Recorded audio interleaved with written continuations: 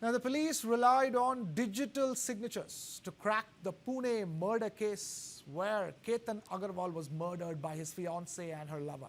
A CCTV camera installed near the Lohagad Fort's ticket counter captured a hooded man, later identified as Chetan Chaudhary, who was one of the accused in the murder case. Chaudhary arose suspicion after he was found wearing a hooded jacket at 33 degrees Celsius. According to Pune rural police sources, the prime accused, Sia Goyal and Chetan Chaudhary, had been in contact with each other for approximately 3 years. Police claimed the motive appeared to be Sia's relationship with Chetan and her alleged unwillingness to continue with her marriage to Ketan. The police analyzed call records between the two from January to June, revealing that they had spoken for a total of 238 hours over the preceding 6 months.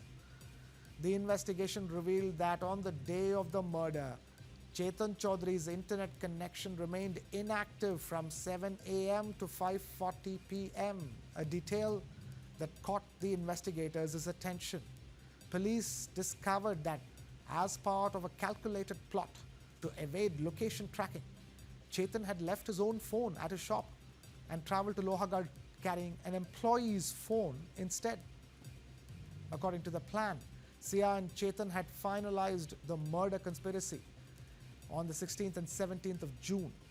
They communicated via FaceTime, WhatsApp calls, and direct phone calls. However, investigators said Ketan's family members revealed that Sia had earlier expressed doubts about the marriage and had once asked whether the wedding could be postponed by a year. Police said inquiries with Ketan's sister, Sanjana, and other relatives revealed that Sia had repeatedly insisted that Ketan visit the Lohagad fort.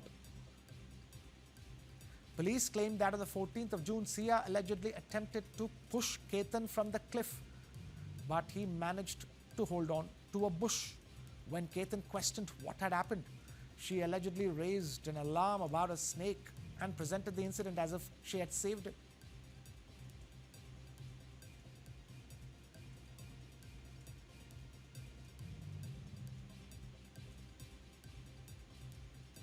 Pune के व्यवसायी केतन अग्रवाल की हत्या आखिर उनकी मंगेतर सिया ने क्यों की, इसके पीछे बहुत सारे सवाल खड़े हो रहे हैं। सिया को पैसे की कोई कमी नहीं थी, ना केतन के परिवार को पैसे की कमी थी। अगर सिया अपने परिवार को ये कह देती कि वो केतन को नहीं किसी और को चाहती है तो शायद दोनों परिवार राजी भी हो जाते, लेकिन इसके लिए कोल्ड ब्लडेड मर्डर करने की क्या जरूरत थी? सबसे बड़ा सवाल यही खड़ा हो रहा है कि आखिर सिया के मन में क्या चल रहा था, कौन सी ऐसी फैंटेसी थी, कौन सा ऐसा क्राइम उसको को अंजाम देना था जिसे लेकर वो इतनी ज्यादा जो है व्याकुल थी कि 6 महीने लंबी उसने प्लानिंग करी।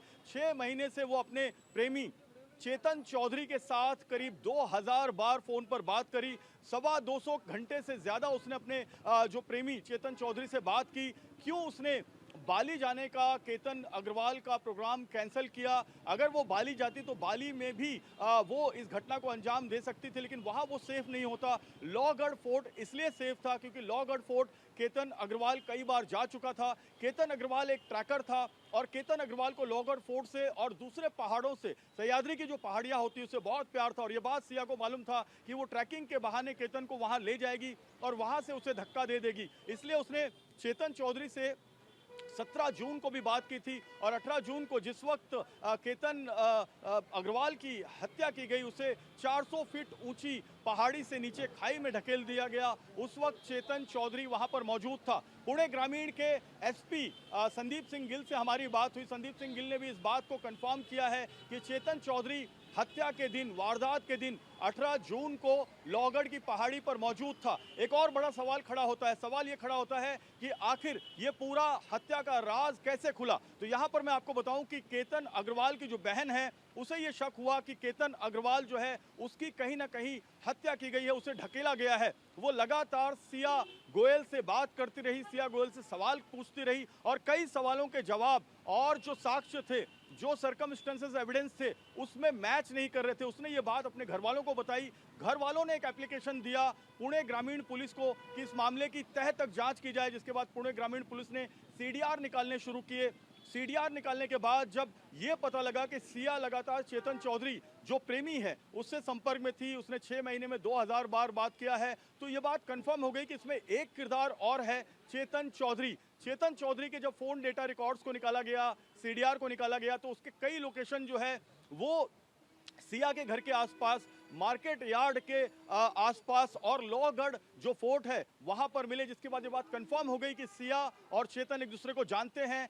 सिया और चेतन एक दूसरे को न सिर्फ जानते हैं बल्कि बहुत ज्यादा तरीके से जानते हैं, और यही वजह है कि चेतन से पूछताछ हुई, सिया से पूछताछ हुई, अलग अलग कमरों में बिठा के दोनों के बयानों में जब डिफरेंस आया उसके बाद पुलिस को कंफर्म हुआ कि ये बात कंफर्म है कि इनका हत्या में रोल है। तो बहन का बहुत बड़ा रोल था, केतन अग्रवाल की बहन की वजह से ही हत्या का पूरा राज खुला है। एक और महत्वपूर्ण बात, सिया लगातार जांच एजेंसियों को बरगलाती रही। वो केतन अग्रवाल की हत्या के बाद भी कई ऐसे इमोशनल पोस्ट डालती रही इंस्टाग्राम पर, फेसबुक पर, व्हाट्सएप स्टेटस पर, जिससे ये एहसास ना हो कि सिया ने केतन की हत्या की है। और यही वजह है कि वो पुलिस को, जांच एजेंसियों को गुमराह करती रही। लेकिन जांच एजेंसियां गुमराह नहीं हुई, बल्कि उसका यही सारा सबूत उसके खिलाफ गया, और जितने उसने इंस्टाग्राम पर पोस्ट डाले थे उसी के आधार पर पुलिस ने ये कंक्लूजन निकाला कि ये हत्या का मामला है। और सिया की जब कड़ाई से पूछताछ की गई तो ये मामला खुला है। दोनों आरोपी फिलहाल कस्टडी में है।